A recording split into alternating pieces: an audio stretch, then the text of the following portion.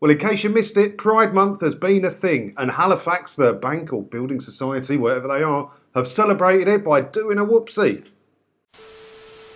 It is amazing how many big multinational companies have had the rainbow flag and been doing Pride stuff all over their Twitter and their social media and stuff. But the same brands, not Halifax, but some of the other brands that are doing it, don't tend to do that sort of thing in the Middle East. That's a bit odd, isn't it? But to score some imaginary internet points, Halifax has done this on their Twitter. Have a look. Pronouns matter. Yep, putting their pronouns on the badge. What? Why? Why? I don't understand. Do you understand that? One of the best bits I saw about this was a reply someone put up. Have a look at this one. Look. Destiny, she, her, his, they, the. Got them all on there just to cover all the bases.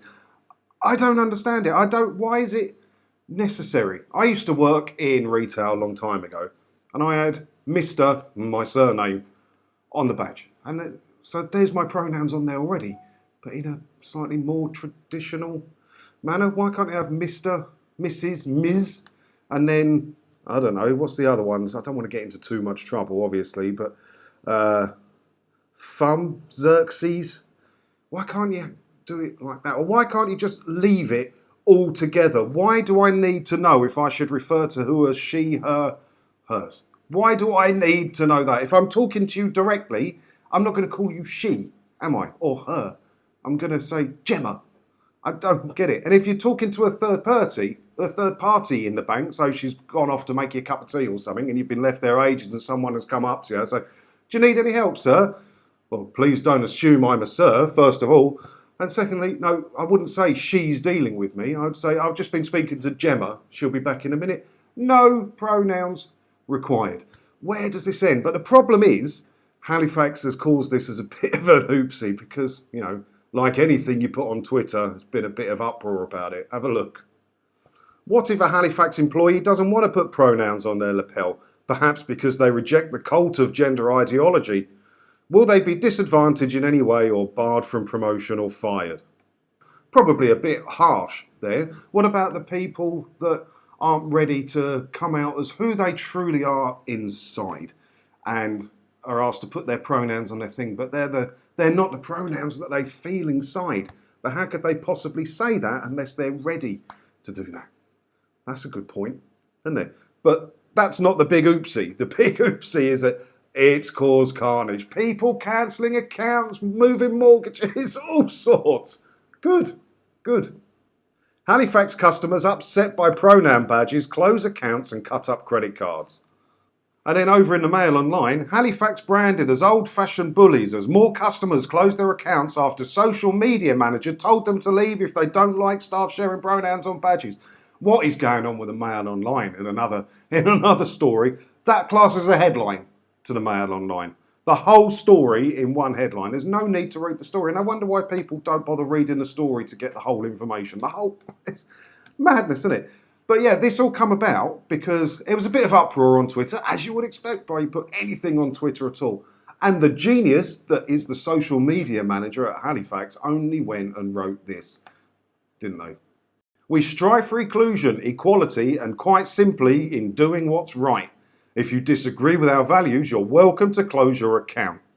From Andy M. I would imagine Andy M probably isn't social media manager for Halifax anymore because people took him up on his offer and there was endless replies on that about how to close your account and do this and do that and get rid of your mortgages, move them over. There's been a mass exodus.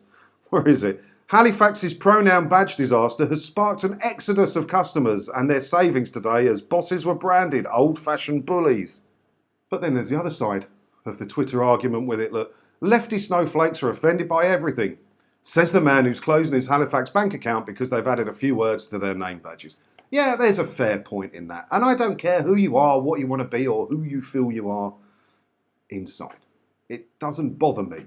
What bothers me is this is just to score internet points and to get Halifax in the news. They don't care that much. It's a multinational company that earns billions a year. They don't care about their employees. They couldn't care less.